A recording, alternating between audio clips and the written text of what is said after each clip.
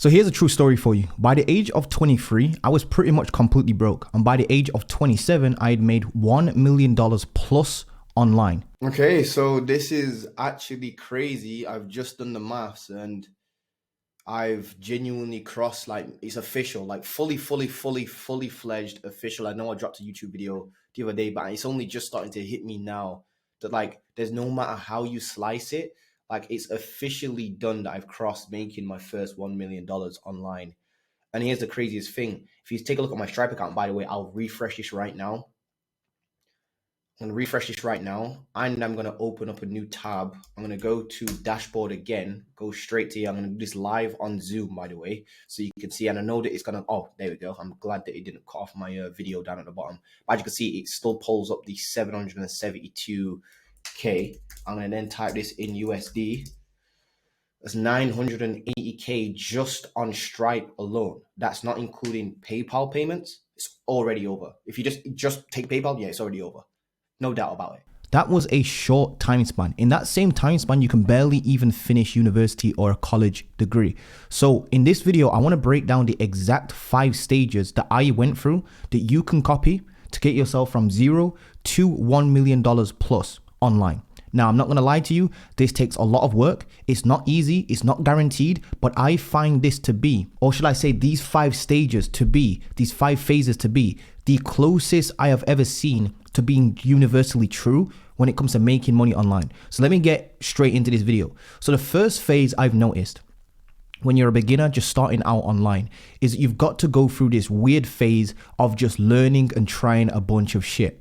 I tried a clothing brand, didn't work. So guys, today is kind of done. My business partner had to go to the gym. We're going to come back.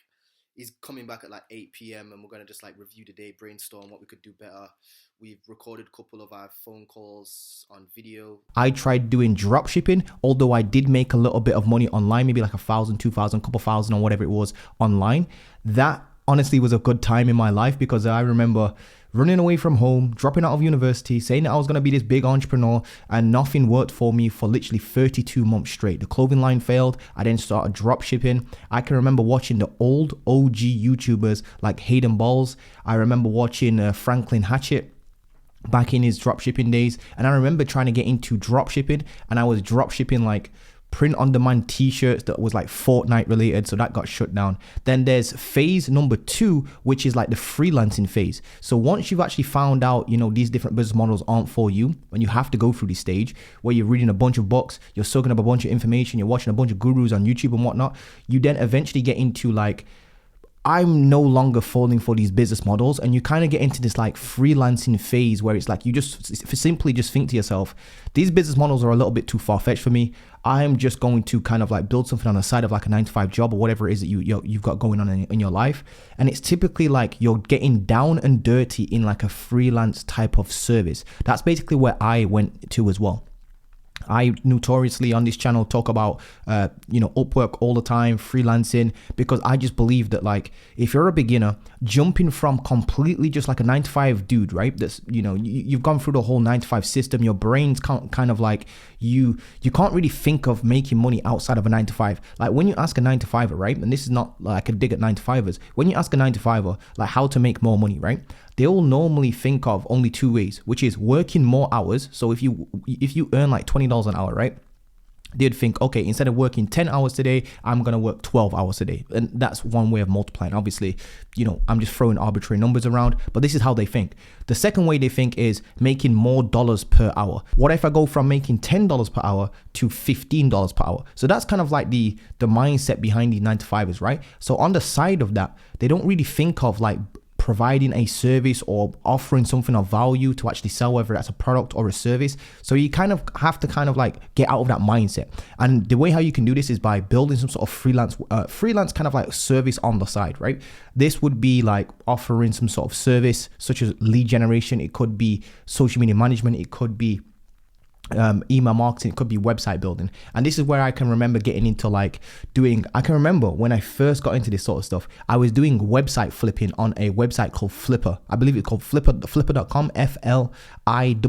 Flipper is the website that I use. I tried to flip websites on there, didn't really go that well. Then I got into like the whole dropshipping thing and blah, blah, blah, blah.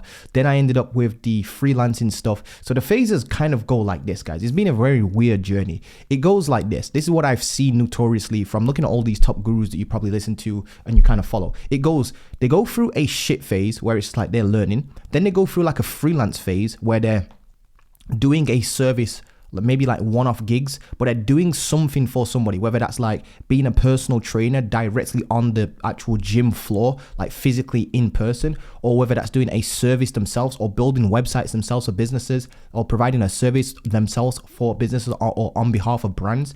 Then they get into more of like an agency type of gig. So this is like the third phase, which I call this phase systemizing. So it's, you go through the learning and trying phase, freelance phase, the systemized phase, where it's like you take that same service and now you actually hire people to help you get customers or clients, or they help with the back-end service delivery, like the actual client work itself. So that's kind of like the service phase, which is like systemized phase. Then eventually I've noticed that people, and this is what I did, you jump from doing the agency sort of stuff and services into like coaching and consulting. And there's nothing wrong with this, by the way. If you've actually genuinely done the thing that you say you have done and you can actually prove it and you back up results with it, then you can obviously help people in terms of not doing the service for them, but then actually just teaching them the service. So for example, if you're running an agency, right, and you're helping people with conversion rate optimization, like helping them speed up their website loading speeds, and maybe you're helping them with SEO, getting their website ranked.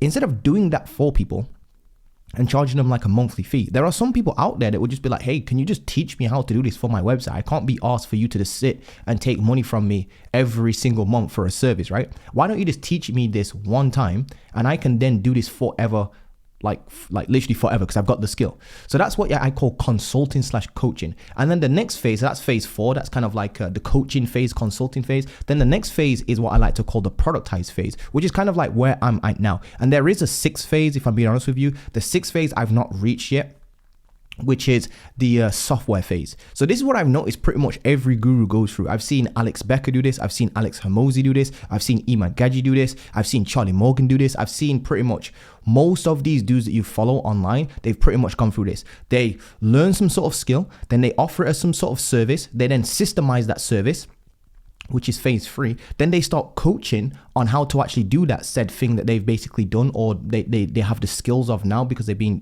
paid to do this particular thing. And then eventually they get into some sort of info product, digital products, that sort of thing, start selling like digital assets online. That could be an online course, it could be an online community, it could be coaching or whatever it is, because that's still like digital products, coaching / consulting kind of goes in the same thing. And then eventually they go down the software phase. Now I'm not going to go talk about the software phase, I haven't done that, so it wouldn't be ethical for me to do that.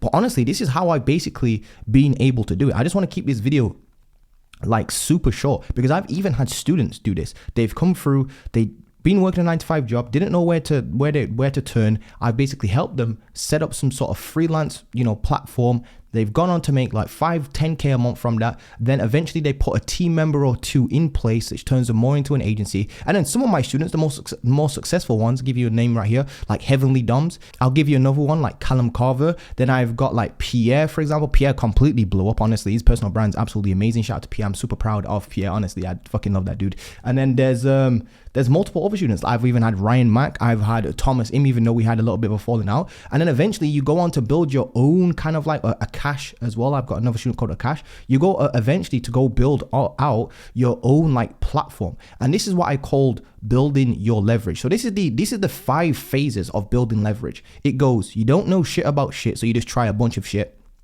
You just find out what sticks.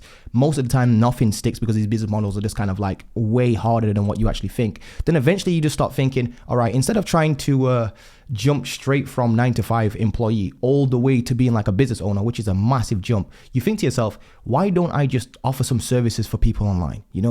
Like that's simple enough. That's like being an accountant. It's very boring, but it works. Like if you don't know how to do social media, I can help you with social media. If you don't know how to generate leads with Google ads or Facebook ads, I can help you with that. I can learn that skill. If you don't know how to create content for your hair salon, I can help you with that, right? Then eventually you start getting good at like that one piece of service that you have. It's like you've got one niche, one service, one specific way of helping that person. Then eventually you start introducing more of an agency structure behind it. You put team members in place, basically. That's the easiest way to say it. AKA you systemize it just a little bit. Once you've actually been able to systemize it, you maybe get yourself to like 10K per month doing that. You can actually get this quite far, if I'm being honest with you. I personally though believe that the agency stuff is only a stepping stone into better businesses. The only reason why I on this channel teach agency stuff is just simply because of this. Listen, it's just simply the easiest place for a beginner to start. Yes, it's going to be a lot of work. Yes, it's not as fulfilling or time freeing as like selling digital products online or having a personal brand. But when I speak to the average dude, right, they're literally just like, Montel, I don't give a flying Wu-Tang F about building a personal brand. I don't care about being on camera. I don't care about, selling some sort of digital products. I don't even know shit about shit anyway. Can you just help me make an extra 2K a month, 3K a month so I can quit this damn job that I've got? And honestly, that's most of the people's kind of like realm that they fit into. So even on this channel, I probably might open a secondary channel where I talk about digital products and whatnot. And I started doing this on this channel, and I kind of modeled up my communication with you guys a little bit. But honestly, if you're a beginner, I honestly just think you should go through these 5 phases. Freelance, so you got to try shit. You just have to go through this phase. Mine took me ages, took me way too long. It took me like 32 months, not even joking. Then eventually I went on, it was like 16 months of just trying and failing. And then I went into the agency like trying to get that freelance stuff to work. 16, 17 months to take me to land my first client. So that's like 32 to 33-ish months just messing about, like completely just messing about. Then came across Upwork, the freelancing stuff, built that up, then turned that into a little bit of an agency with a couple team members. Funnily enough, some of my team members actually watch my channel still to this day. It's actually absolutely crazy. They have been, they notoriously have been. And that's how I got some of my team members into my agency as well. I've even had students in my program that have worked with me on client actual accounts, like actual content creation and stuff like that.